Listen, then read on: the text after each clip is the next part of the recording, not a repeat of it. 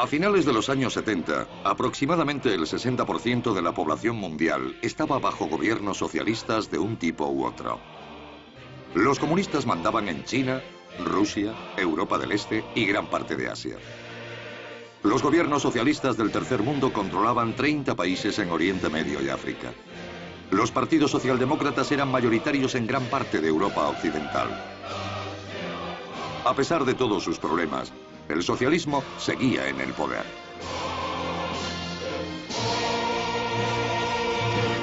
Entonces, inesperadamente, el péndulo empezó a oscilar.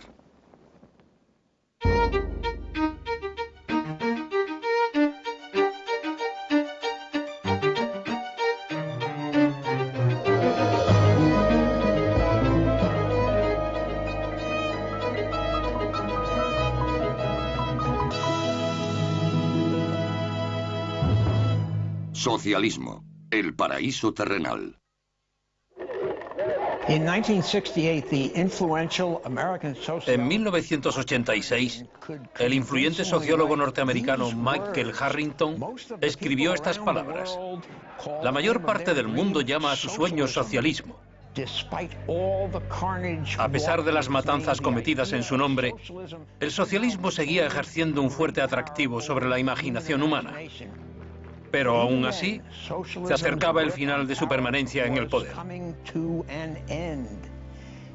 Hola, soy Ben Wattenberg.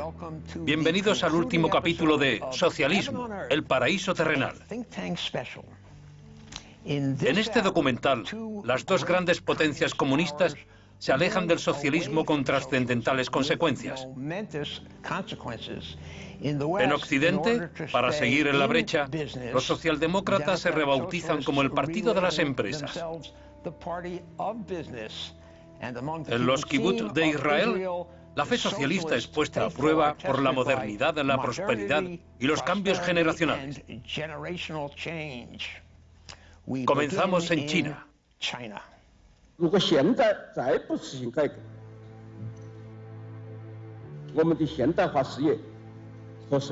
En diciembre de 1978, el Partido Comunista Chino se entregaba a la visión de un nuevo líder, Deng Xiaoping.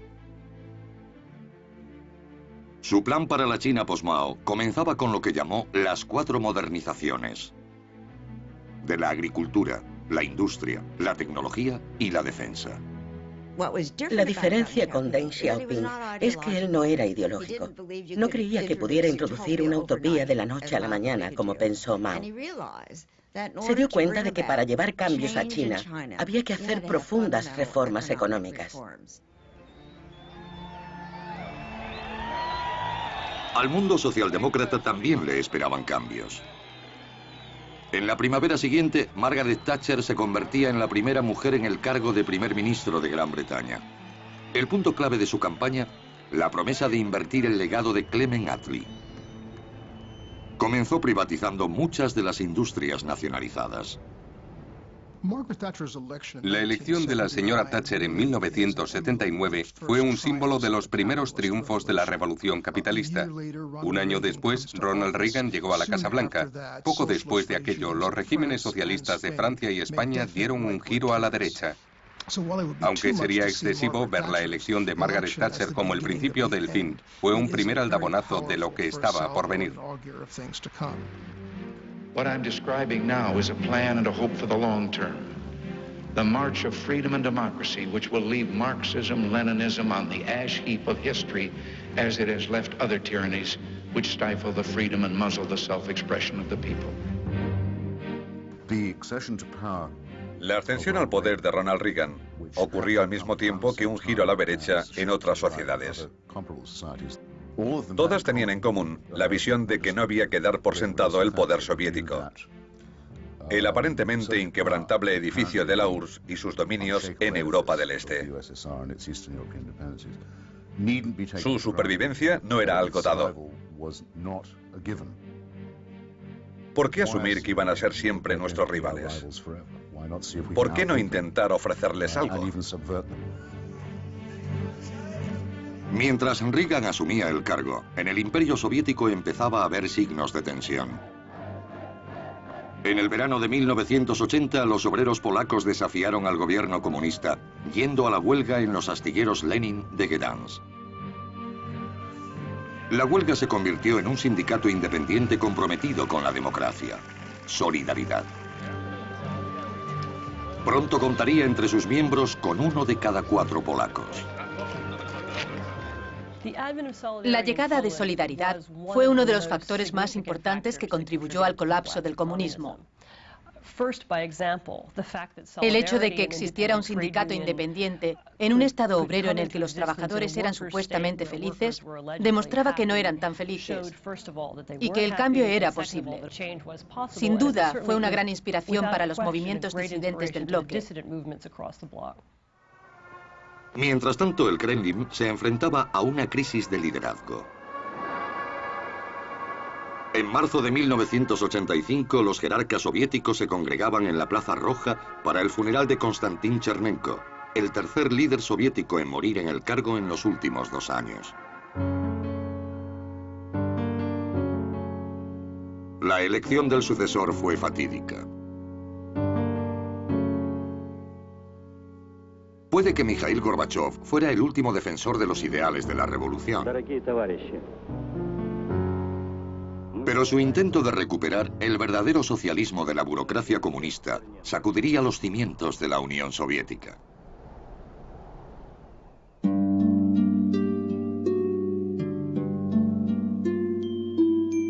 Mikhail Sergeyevich Gorbachev creció en los años 30.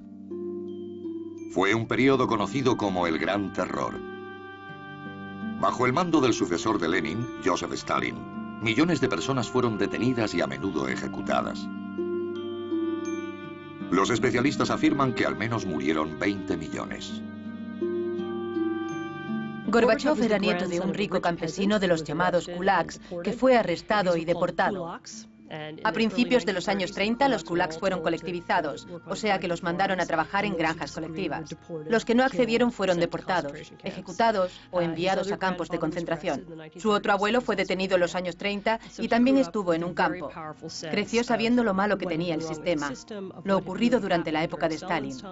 Y eso probablemente tuvo efecto en su política posterior.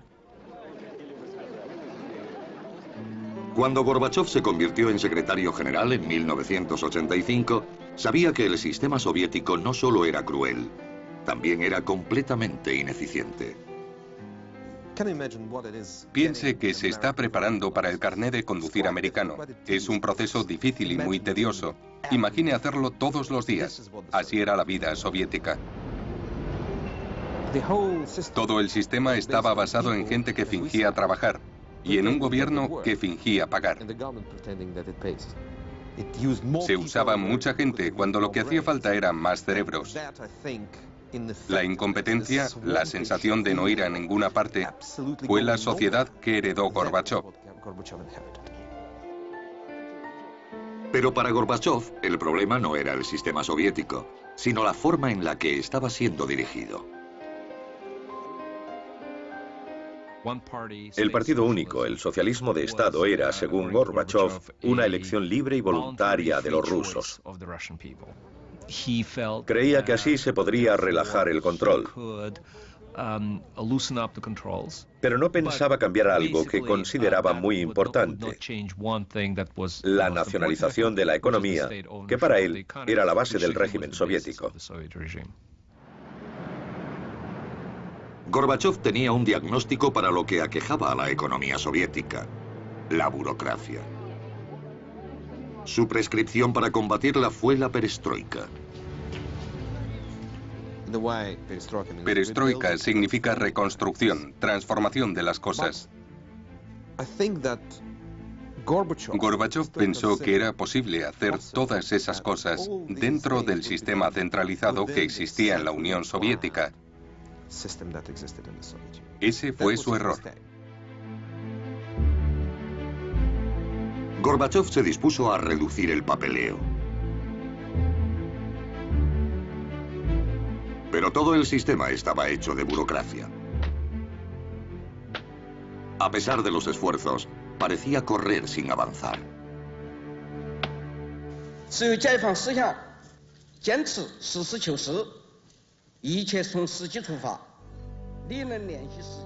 Mientras Gorbachov luchaba por abrir un camino al verdadero socialismo en la Unión Soviética, la idea socialista se redefinía en China.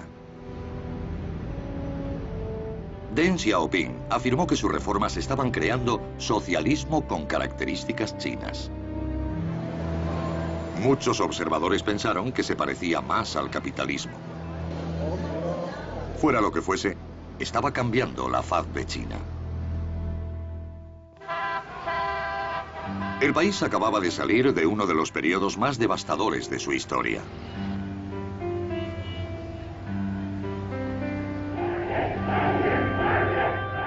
Después del fracaso del gran salto adelante, Mao Zedong lanzó la gran revolución cultural proletaria. El objetivo era limpiar el país del capitalismo y la influencia burguesa. Pero la nueva revolución de Mao perdió pronto el control. En la siguiente década, 100 millones de ciudadanos chinos fueron perseguidos, incluidos dirigentes del Partido Comunista.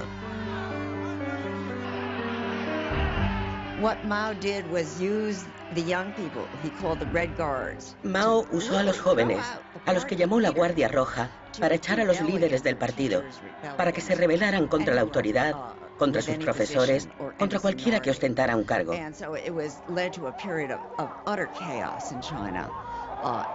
Eso desembocó en un periodo de caos económico y político. Ese caos desmoralizó a la población. La alejó no solo de Mao, sino de cualquier fe en que el marxismo, el leninismo o cualquier ideología utópica fuera a resolver sus problemas.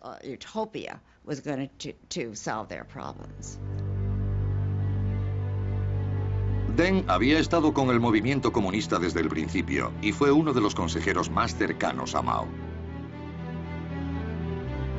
Pero su pragmático punto de vista le había generado problemas más de una vez. Durante la Revolución Cultural fue expulsado 2 veces del poder. A su familia le fueron peor las cosas. La Guardia Roja empujó a su hermano al suicidio y su hijo mayor saltó por una ventana, lo que le provocó lesiones que lo dejaron parapléjico.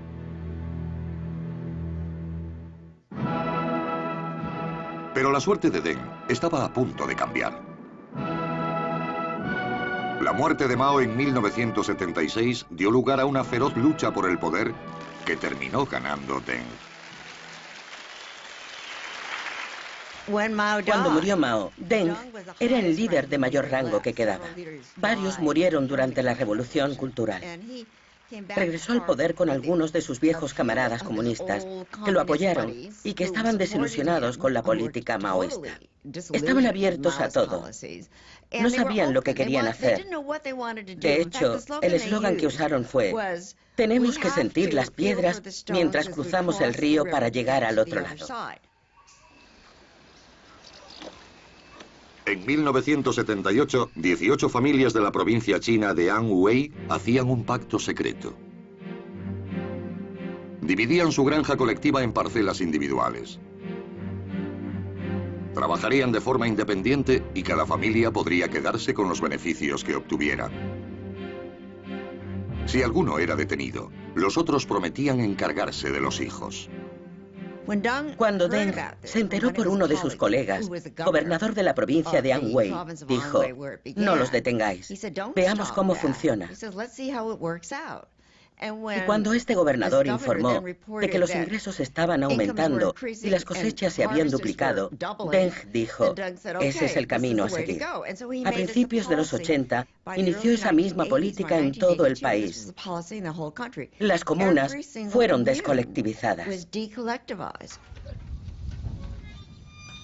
Deng Xiaoping tenía un dicho que enfurecía a Mao: "No importa si el gato es blanco o negro, mientras caza ratones".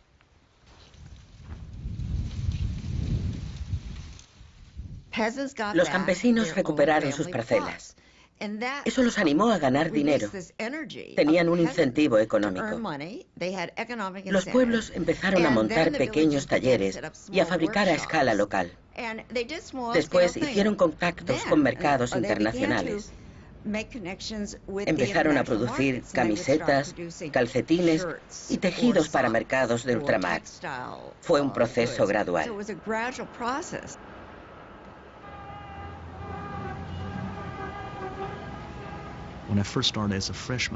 En mi primer año en la universidad en 1978, las comidas no tenían suficiente carne.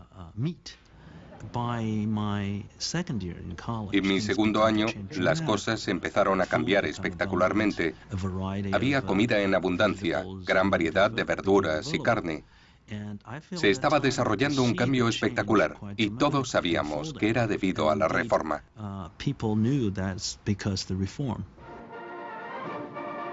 1984 marcó el 35 aniversario de la República Popular China.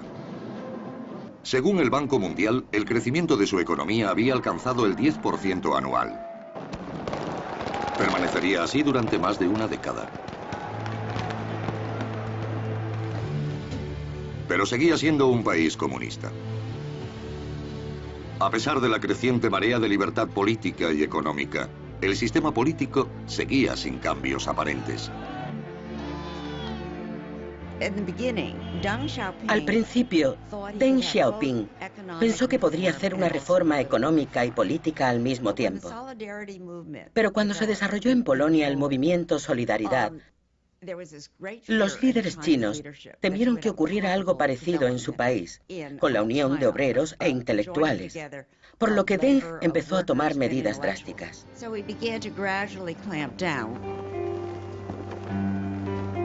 El 15 de mayo de 1989, el secretario general soviético Mikhail Gorbachev subía a un avión con destino a Pekín.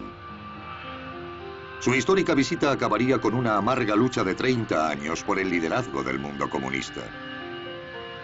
Se organizó una ceremonia de bienvenida en el Gran Salón del Pueblo de Pekín. Pero hubo un problema. De repente llegó un mensaje al avión para Gorbachev que decía: hemos cambiado los planes. Cuando aterrice, vamos a celebrar una ceremonia alternativa. No vamos a ir al Gran Salón del Pueblo porque está en la plaza de Tiananmen y se encuentra llena de manifestantes que exigen el fin de la política comunista en China.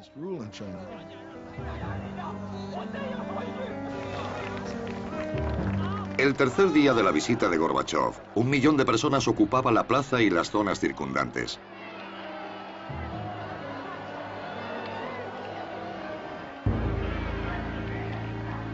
Cuando se marchó el líder soviético, Deng ordenó a sus tropas desalojar la plaza.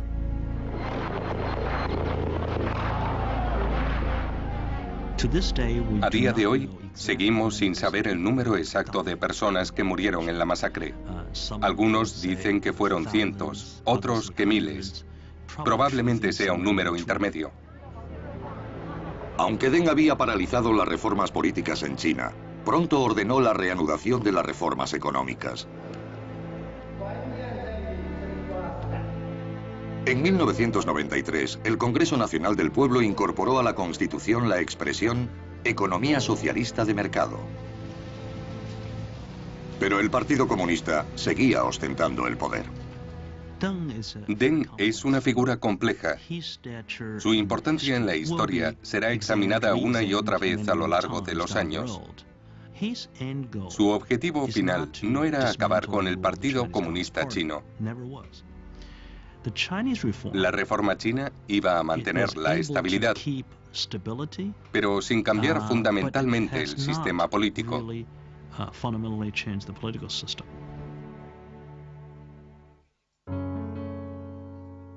Deng y Gorbachev fueron dos reformadores radicales decididos a rescatar el socialismo. Pero tomaron caminos diferentes. Mientras Deng se centraba en revisar la economía, Gorbachev puso su atención en el sistema político. En 1987, Gorbachev se enfrentó a una decisión. Había llegado a un punto en el que o bien retrocedía al neoestalinismo de la era Brezhnev y rezaba porque hubiera suficiente estabilidad política para acabar su mandato, o radicalizaba su enfoque.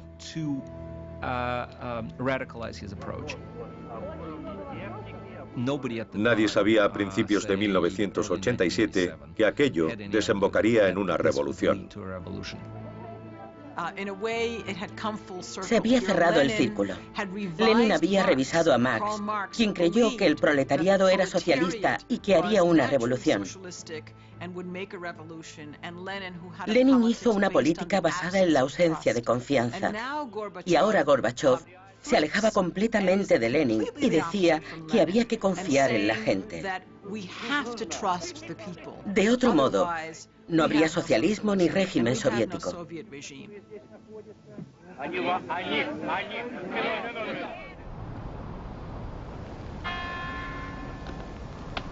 Gorbachov hablaba a menudo de glasnost, palabra que significa apertura. El pueblo soviético era ahora libre de hablar sobre temas prohibidos desde hacía tiempo.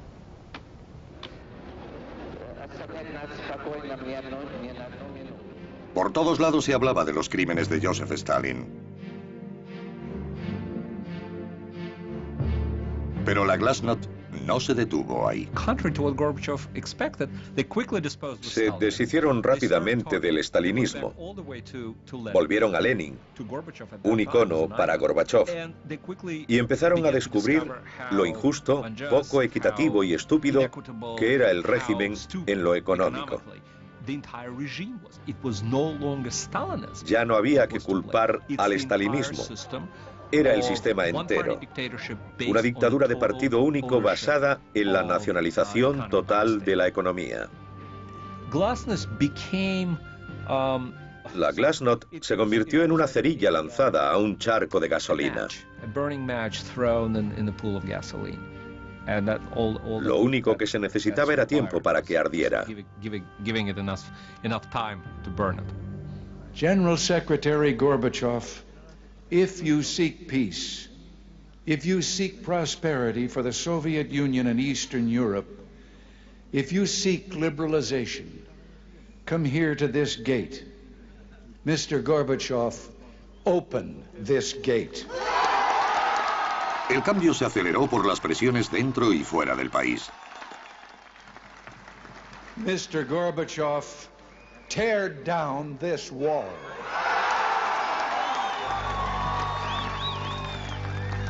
En marzo de 1989, la Unión Soviética celebró las primeras elecciones parlamentarias libres de su historia.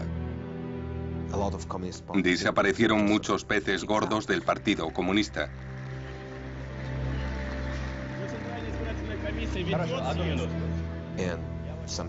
Jóvenes ingenieros, médicos, filósofos o periodistas se convirtieron en miembros del Parlamento.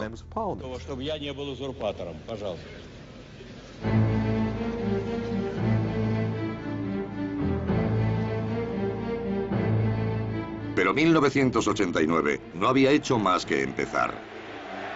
Polonia fue la primera ficha del dominó en caer. Solidaridad, el sindicato independiente, había logrado sobrevivir clandestinamente a lo largo de los años 80. Enfrentándose a un creciente descontento, los comunistas polacos finalmente cedieron a las exigencias de elecciones parlamentarias.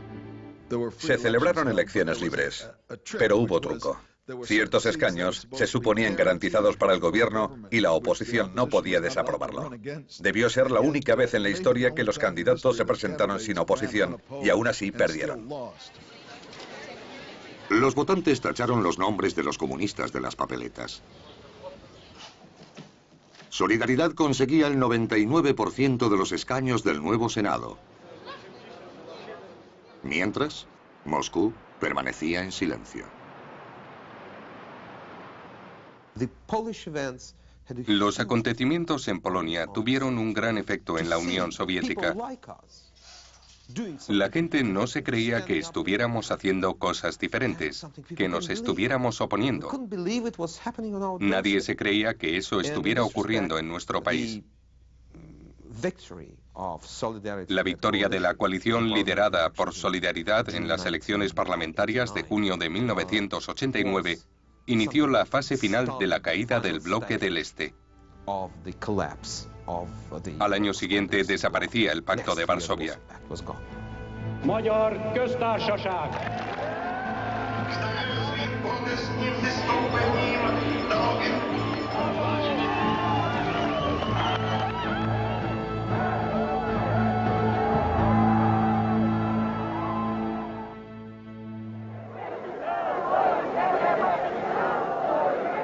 Muchas de las repúblicas soviéticas empezaron a reivindicar su independencia, mientras Gorbachov trataba de sentar las bases de una unión postsoviética de estados soberanos.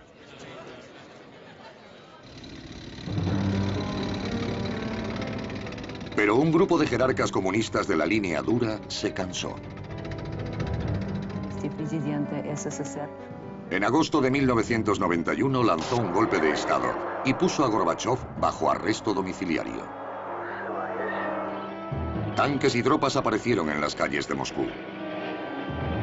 En aquel momento, Konstantin Egert era reportero de prensa en la ciudad.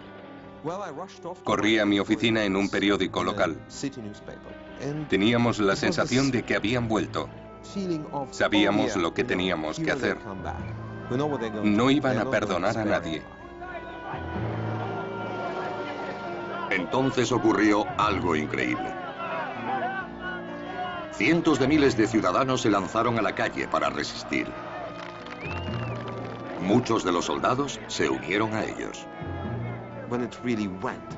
No hubo estrépito, nadie rechistó. No ocurrió nada. El poderoso ejército, el KGB, la gente que había dominado el país durante 70 años, se ocultaba, huía.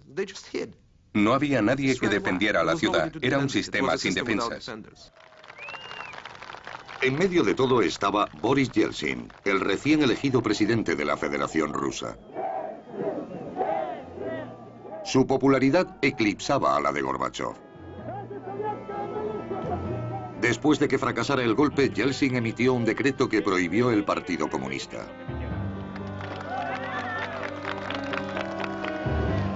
En los meses siguientes, las repúblicas rusas, una a una, aprobaron declarar su independencia.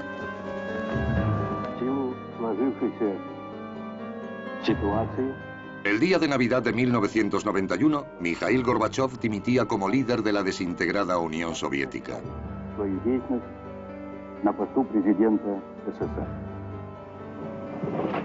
El otrora temido poder comunista ya no existía.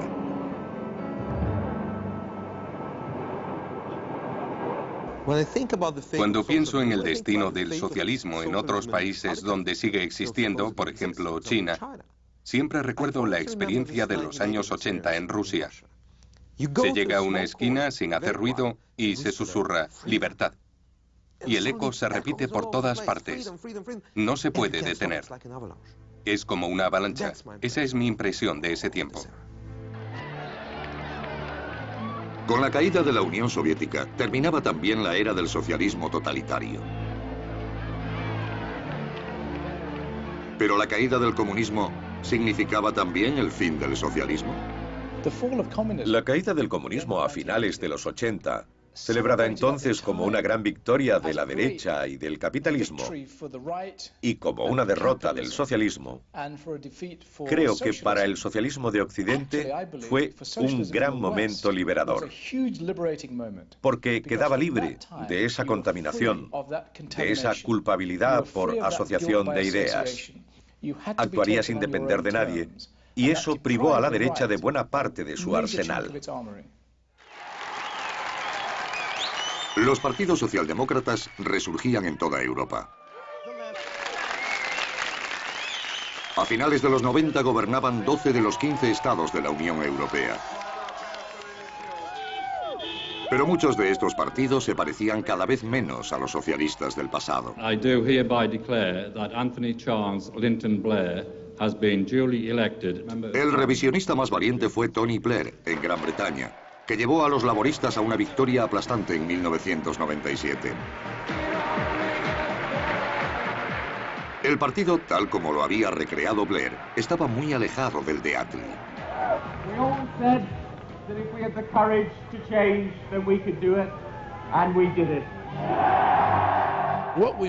Buscábamos por encima de todo regresar al gobierno. Parecía que Tony Blair lo conseguiría con un inicio limpio. Pero muchos miembros del Partido Laborista no se daban cuenta de que estaba abandonando la socialdemocracia.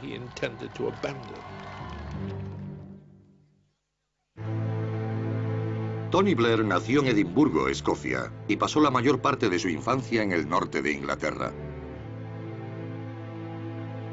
Su padre participó en política, empezando como comunista y terminando como conservador.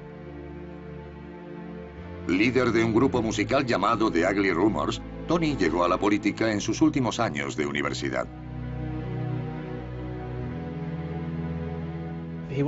Era un rebelde, pero un rebelde prudente. También tenía una vertiente mucho más tranquila. Se había confirmado cristiano en la Universidad de Oxford. Tenía fe en la justicia social y en los valores de la política de izquierdas. Blair ganó su primer escaño parlamentario en 1983. Solo tenía 30 años. Pero se resistía a la marea nacional.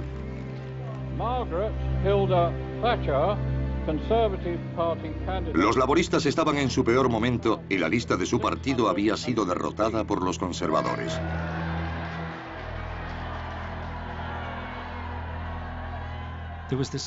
Se tenía la sensación de que se habían intentado todas las tradiciones que habían conformado el Partido Laborista, pero habían fracasado.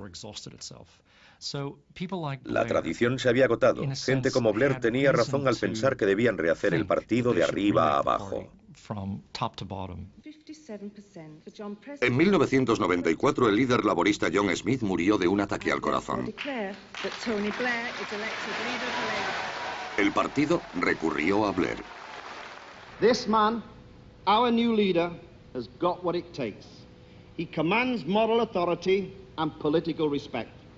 He has the energy and vitality to win people over to Labour.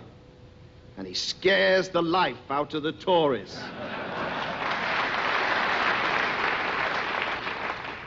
And me.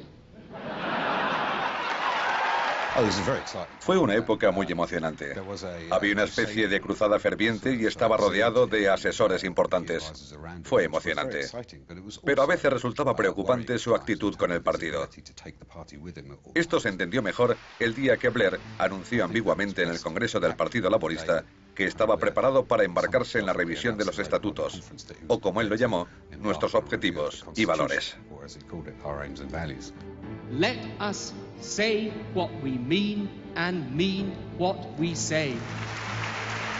Stop saying what we don't mean and start saying what we do mean, what we stand by, what we stand for. Puede que las palabras parezcan crípticas, pero todos los miembros del Partido Laborista supieron de lo que estaba hablando, de la cláusula cuarta, la parte de los estatutos que defendía la propiedad colectiva.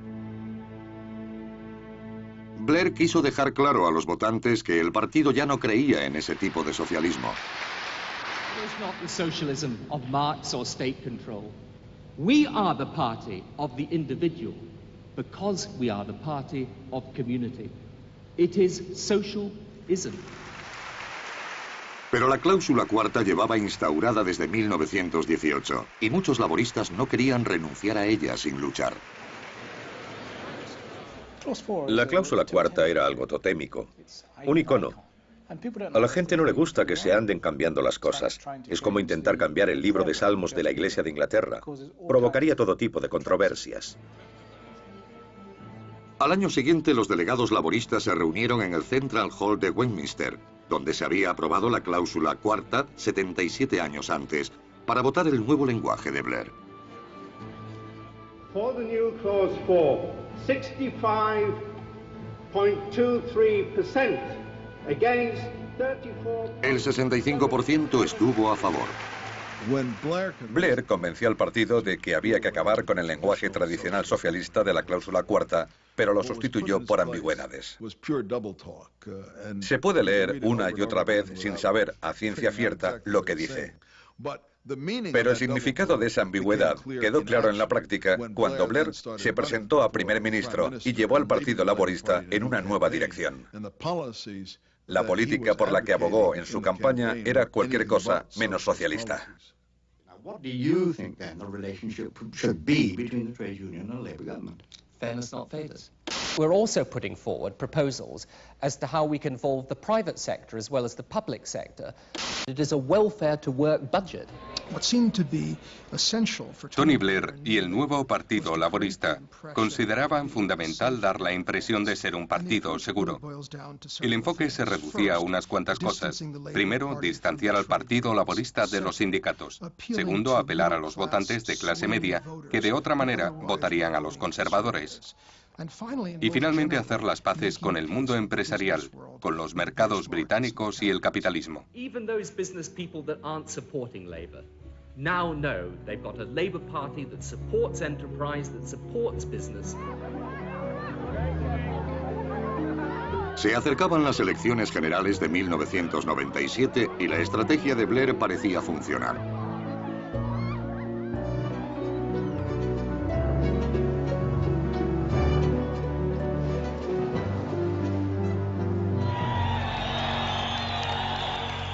La noche del 2 de mayo de 1997, al acabar el recuento de los votos, los laboristas habían obtenido el mayor triunfo de su historia, superando incluso la victoria récord de Attlee en 1945. All over this country, there were people that were crying out for a sensible, mainstream, moderate alternative to the Conservative Party. Today, enough of talking. It is time now to do. Thank you. Blair fue reelegido en 2001. Pero su política hizo que muchos dudaran si el Partido Laborista era realmente socialista. El Partido Laborista es un partido socialista. El único problema es que no estamos seguros de lo que es el socialismo. Lo es en el sentido de que apoya una concepción de sociedad, de comunidad y de gente que tiene obligaciones y que defiende lo que para mí es la clave: que todo el mundo, dentro de la sociedad, tenga acceso a lo que la sociedad puede ofrecerle. Esa es la idea. Todos nuestros programas giran en torno a esa idea central. El primer ministro diría que el nuevo laborismo era una redefinición del socialismo. Yo creo que es un rechazo del socialismo. En la política de este partido tenían que cambiar cosas para satisfacer las demandas del mundo moderno, pero deberían haber seguido fieles a los principios básicos e intentar aplicarlos al mundo moderno. El primer ministro ha abandonado esos principios. Socialista o no, el enfoque de Blair gustaba. Finalmente, 14 jefes de Estado socialdemócratas de Europa, Sudáfrica y Nueva Zelanda adoptaban políticas similares. Mientras hablaban de la importancia de la inclusión y de la seguridad social, admitían la necesidad del capitalismo.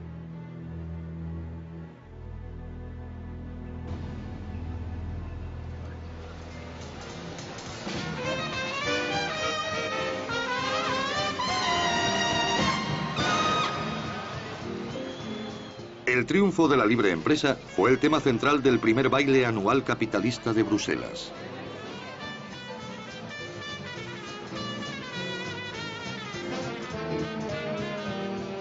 Vividores de todo el mundo se congregaron en el parqué de la Bolsa belga para festejar el capitalismo.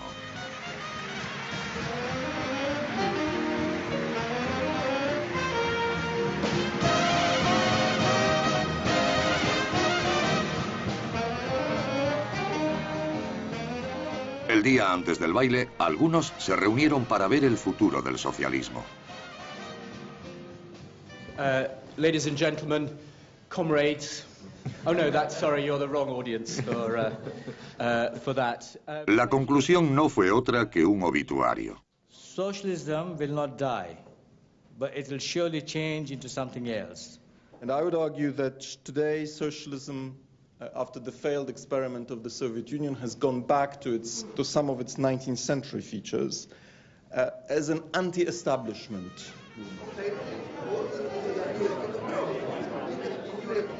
No creo que el socialismo haya muerto porque no creo que lo haga nunca lo que impulsa a la gente a la izquierda, el deseo de controlar e interferir en las vidas de otras personas.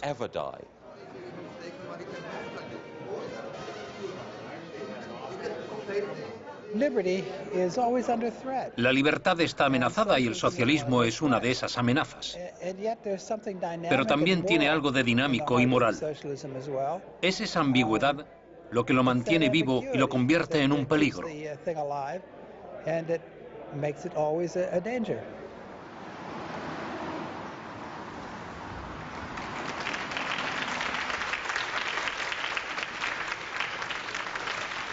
En la 21ª Conferencia Anual de Estudios Socialistas en Nueva York, prevaleció un punto de vista muy diferente. We think that the break of the Soviet Union and the fall of the wall affected all the left. Social Democrats, because they lose some reference to build some model of regulation. You don't go from what you've got to what you desire like that. You have to win a series of changes. Es un error equiparar el fracaso de los partidos socialistas concretos y regímenes con el fracaso del socialismo o el fin de sus valores e ideas. Son un reflejo de lo que intentaban construir en cierto momento, en ciertas partes del mundo. Se esperaba que, dado el dinamismo y el poder del capitalismo como sistema, los primeros intentos de construir instituciones para derrocarlo no fueran perfectos. Estoy seguro de que en el curso del siguiente siglo veremos muchos intentos de construir nuevos partidos, nuevos sindicatos, nuevos movimientos que serán socialistas en esencia y que aprenderán de los errores del pasado. A non-reformist reform is to fight for these kinds of changes and many others in a manner which leaves us when we win not going home but desiring more. Muchos asistentes a la conferencia afirmaron que los movimientos antiglobalización y antibélicos podían albergar la semilla del futuro del socialismo. Pero algunos pensaban que la idea no siempre tendría el mismo nombre. Cuando la gente oye esa etiqueta, la rechaza de inmediato. Les han enseñado que el socialismo es malo. Yo no siento la necesidad de usar esa etiqueta. Me gusta el término democracia económica. Es un término fantástico, porque de esa forma la gente puede empezar a pensar en él. Tenemos que empezar a extender la democracia a la esfera de la economía. Aquí y en todas partes parece haber muchas razones por las que las ideas socialistas aún pueden tener un papel importante en la política.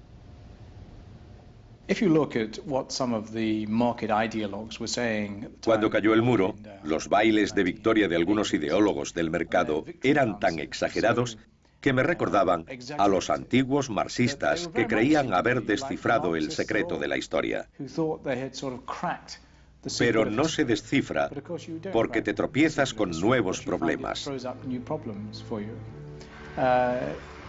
El mercado ganó en la medida en que no había una alternativa organizada.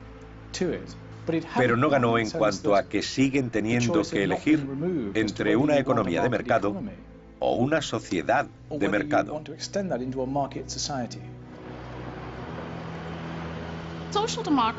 La socialdemocracia siempre se ha caracterizado por su creencia en que los mercados tienen una importante función económica, por su aversión a su impacto en los resultados sociales y políticos. Esto es lo que diferencia a los socialdemócratas de los marxistas, de los comunistas. Y el deseo de usar el mercado para aprovechar los mecanismos económicos a su alcance, pero no permitir decidir lo que ocurre en la esfera política o social. Esta sigue siendo una idea muy atractiva. Sigue siendo relevante en el siglo XXI.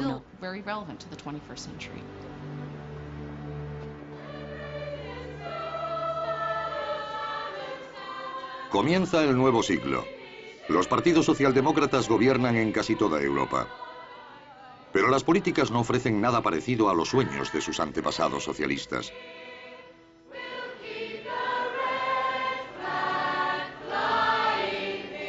La búsqueda para rehacer la naturaleza humana y crear un paraíso terrenal ha sido abandonada en aras de la política electoral. Socialdemocracia o socialismo democrático son términos contradictorios. En muchos casos, los partidos socialistas han conseguido el voto para llegar al poder, como Mitterrand en Francia, Attlee en Inglaterra o los socialdemócratas alemanes. Y de ahí han empezado a marchar poco a poco hacia el socialismo. En todos los casos, después de un cierto número de años, han dado marcha atrás. De todos los partidos socialistas que ha habido en países de todo el mundo, no ha habido ningún caso en que el electorado libre haya querido continuar la marcha hacia el socialismo. Siempre han dado unos cuantos pasos adelante y después han vuelto atrás.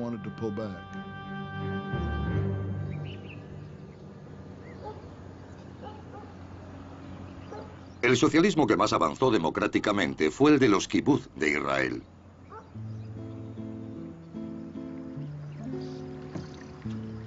Durante años se habían ido alejando poco a poco del estilo de vida comunal. Pero mantenían los principios socialistas básicos. Los miembros contribuían con lo que podían y el kibutz satisfacía sus necesidades.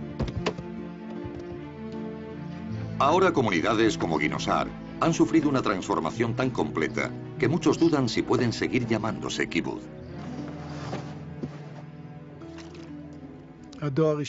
La primera generación siguió nuestros pasos, la segunda algo menos. Y la tercera, la que está ahora en el kibutz, es completamente diferente. Todo empezó a finales de los años 70, cuando el gobierno de Israel pasó a los conservadores y el movimiento perdió gran parte del apoyo económico que lo mantenía. Cuando una crisis golpeó a Israel en 1985, las colonias se encontraron con créditos que no podían pagar. Hasta 1985, un miembro del kibutz siempre podía pensar: hay problemas. No sabemos si nuestro modo de vida es mejor que el del resto del mundo, pero funciona. Después de la crisis económica ya no pudieron decir lo mismo.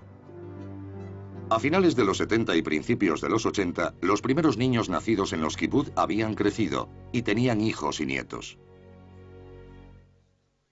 Ahora ya no existía la tarea urgente de reconstruir una nación.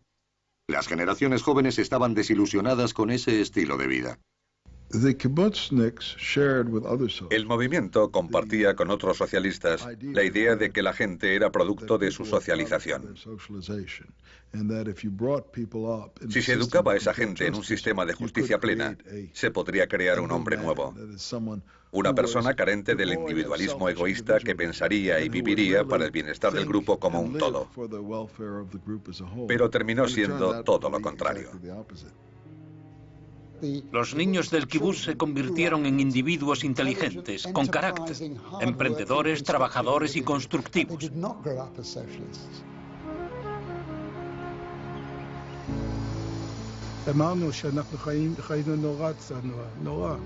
Vivimos una vida muy austera, la mayoría, pero eso no afectaba a los niños.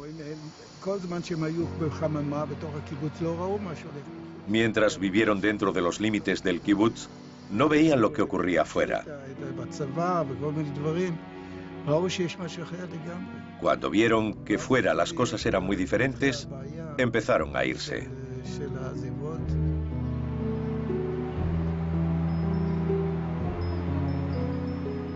La hija de Moshe Abes, Noah, fue una de las que abandonó. El kibutz no es algo natural.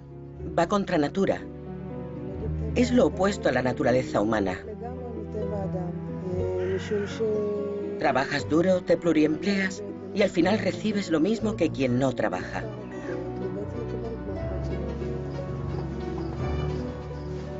Para mantener a los buenos trabajadores, Ginosar y otros kibutz empezaron a pagar salarios, basándose no en las necesidades, sino en el valor de mercado. Empezaron a contratar mano de obra extranjera para los trabajos peor remunerados. Trajeron asesores del exterior que decidían el salario mensual del jardinero, el salario del profesor de escuela, de las cuidadoras del jardín de infancia. Todo el mundo tenía su salario. Ese fue el cambio crucial en el kibutz, cuando los miembros dejaron de recibir lo mismo. Cuando el principio de todos según su capacidad a todos según sus necesidades cambió y la gente recibió lo que realmente merecía.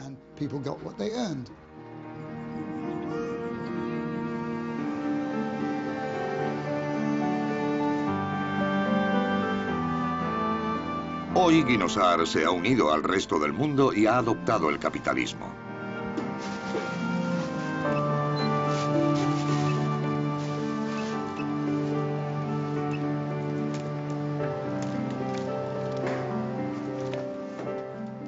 Como las 3/4 partes de los kibbutz, trabaja para transformar la propiedad comunal en individual.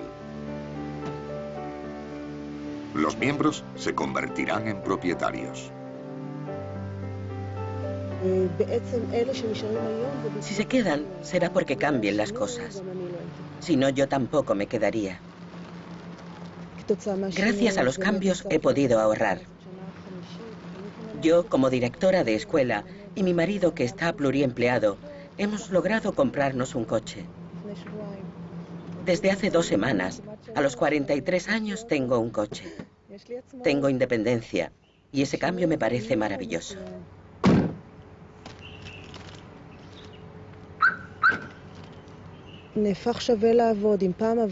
Ahora merece la pena trabajar. En el pasado trabajamos por los valores, pero ahora hay valores nuevos. Todos somos seres humanos y el valor supremo es el dinero, y la calidad de vida, y la promesa a nuestros hijos de que recibirán algo. Todos estos cambios han hecho que muchos se pregunten si los kibbutz se convertirán poco a poco en barrios con una herencia socialista.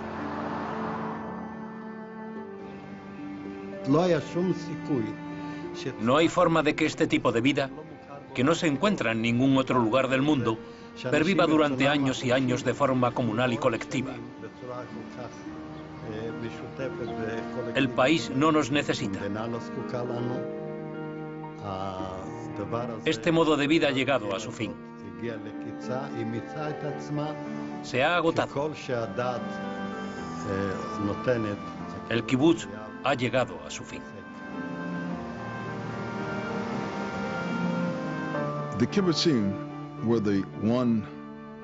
Los kibbutz fueron los únicos lugares del planeta donde se puso en práctica el socialismo democrático puro, tal como lo imaginaron los grandes visionarios socialistas.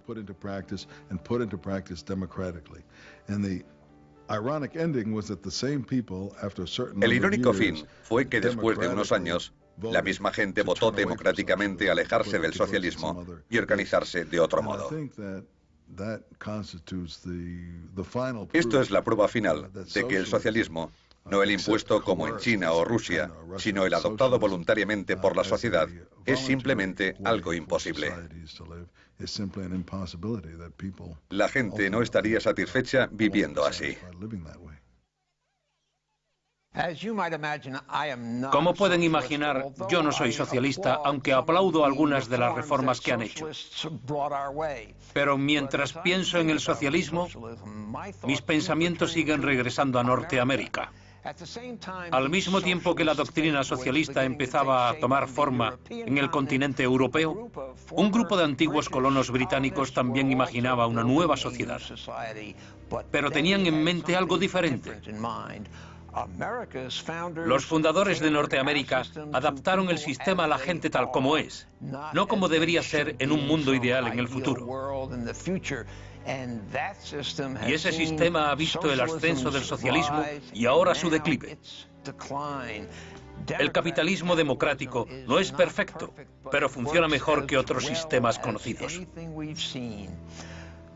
Para los que quieren mejorar el mundo, es algo a tener en cuenta. Gracias por su atención. Soy Ben Wattenberg.